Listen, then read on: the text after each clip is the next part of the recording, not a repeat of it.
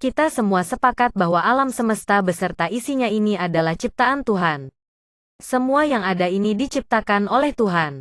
Dan Tuhan itu sudah ada sebelum alam semesta ini ada. Mungkinkah ciptaan itu lebih dulu ada daripada penciptanya? Tentu tidak mungkin. Coba lihat ayat Alkitab berikut ini. Lukas 2:11. Hari ini telah lahir bagimu juru selamat, yaitu Kristus, Tuhan, di kota Daud. Lihatlah, saat itu dunia ini sudah ada, manusia sudah ada, binatang-binatang juga sudah ada, dan semuanya telah diciptakan oleh Tuhan. Bagaimana mungkin dibilang hari itu Tuhan baru saja lahir? Tentu tidak mungkin, dan sangat tidak masuk akal. Jadi kita menilai ayat itu salah. Itu adalah kesalahan Alkitab, dan tampaknya ada penyisipan kata Tuhan dalam ayat Alkitab tersebut. Atau bahkan sangat mungkin ayat itu dimanipulasi.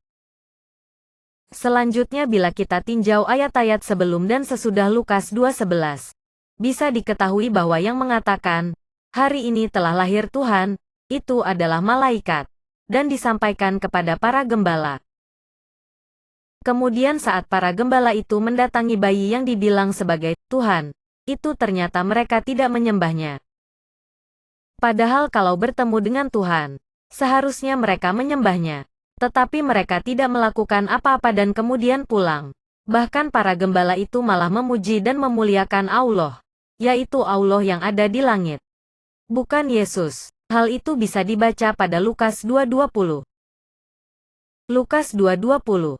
Maka kembalilah gembala-gembala itu sambil memuji dan memuliakan Allah karena segala sesuatu yang mereka dengar dan mereka lihat. Semuanya sesuai dengan apa yang telah dikatakan kepada mereka. Dari Lukas 2:13 bisa kita lihat bahwa bala tentara sorga yang menyertai malaikat pun ternyata memuji Allah. Bukan memuji Yesus yang baru saja lahir itu. Lantas siapa yang disebut Tuhan itu? Allah atau Yesus? Jelas ditunjukkan bahwa Tuhan itu adalah Allah. Lantas apa pengaruh Lukas 2:11 itu sejak diturunkan? Jawabnya adalah tidak ada pengaruhnya sama sekali. Kalau kita baca lebih lanjut Lukas 2 berikutnya, tidak ada satupun yang menyebut Yesus itu Tuhan. Saat Yesus disunat, tidak ada yang mengatakan bahwa Yesus itu Tuhan dan juga menyembahnya.